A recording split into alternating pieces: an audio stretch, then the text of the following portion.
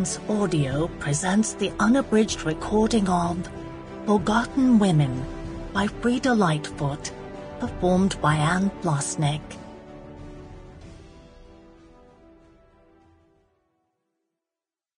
Prologue. Ventas Prison, 1938.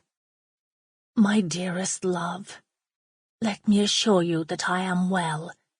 The silence in the prison cells, as thousands of women prisoners wait for the call they dread, is deeply distressing. Every night is the same. The guards come in the hour before dawn to select the next victims to be shot by a firing squad. The only crime of many of these poor women is to have supported their husband by not revealing his whereabouts, or simply to raise funds for the Republican cause.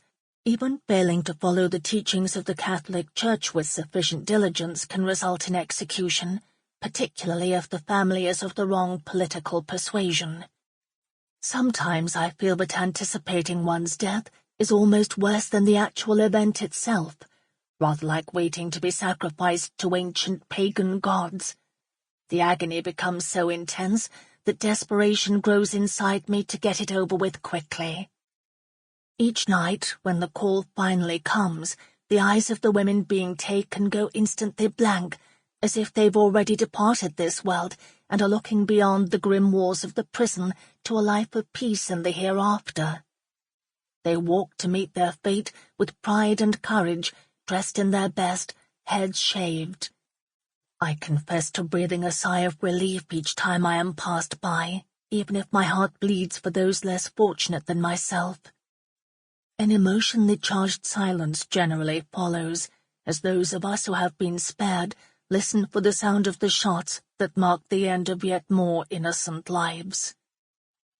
Some prisoners have had their sentence commuted to anything from 10 to 30 years.